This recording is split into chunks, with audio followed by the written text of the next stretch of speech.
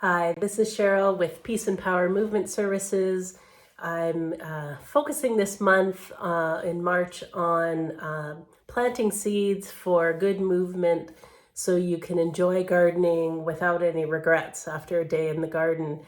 I love gardening. I've, done it since I was a child, helping to hoe potatoes and plant peas on a half-acre garden on the farm. And I wanted to tell you just a little bit about my personal story because, actually one of the first ways I really benefited from my own Feldenkrais practice was in the garden. Over the years, I've developed, a bit of low back issue, some sciatica, and some pretty persistent pain around my sacrum and tailbone. And definitely after a day in the garden, all of that stiffness and that pain would get a lot worse. And so even though I was, not feeling very old chronologically, I would feel pretty old after a day in the garden. And I, was starting to have to really look at my habit of, spending all Saturday in the garden because I kind of could hardly get out of bed on Sunday. And so, it was one of these experiences, if you don't know about Feldenkrais work, there's group lessons called Awareness Through Movement, and it's a way to use movement to create, positive changes in your brain and your nervous system, and ultimately in your body and your action and your behavior. And so it's not that there is a one-to-one that I did Feldenkrais lessons that taught me the better way to move in the garden. But as I started my practice and learned a lot about my own habits and better ways, more efficient ways to move, it really kind of landed for me one day. I was out early in the spring, and someone had someone out to power rake my lawn, and I was doing the manual labor to sort of rake up all the grass. And between the front and the back, it's easily 3 to 4 hours of raking work. So, it's a lot of repetition of motion.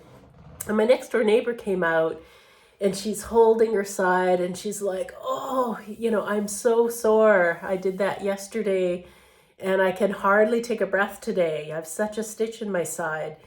And, she caught me. I was a good 3 hours into the job. And I realized that, in fact, I had no soreness, no stiffness. I wasn't really experiencing any effects of, 3 hours of manual labor. And, I'm a desk worker. I don't normally get out and move in that way. And so, I listened to my neighbor kind of complain, and then she went inside to take some more pain pills. And I realized that I had done many things from my Feldenkrais practice unconsciously in my movement. And that took me to this place of I really wasn't sore anywhere after, 3 to 4 hours of raking work. And so, a couple of the things that I, unconsciously started to apply and benefit from were things like noticing when I was approaching a feeling of straining or a feeling of something being too much. And so every time I sensed that in myself, I made some kind of change. So if I was raking with my right arm forward, I would switch hands and have my left hand forward. Or, noticing in raking when I was reaching too far away from my base of support, and noticing, some of my muscles in my back would fire in a different way.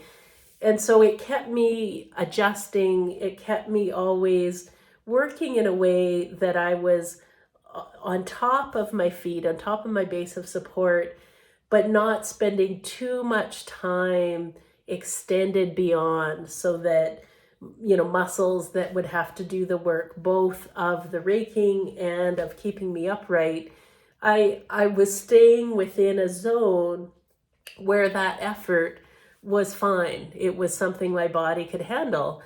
And so, it really created a completely different experience for me, that I could go out digging in my beds, or raking up grass, or whatever, and these kinds of ways of listening to my body just settled in and became how I did gardening.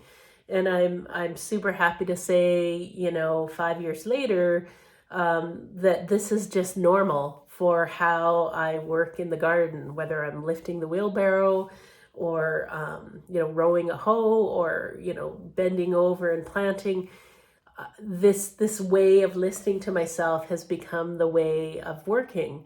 And so, it's been part of my campaign this month to educate you, to share tips about how you too can benefit from this.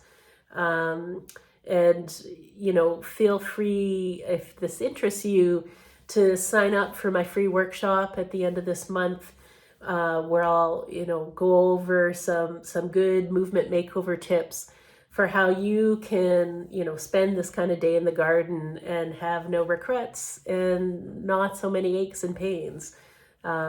So lots of enjoyment and less things to regret.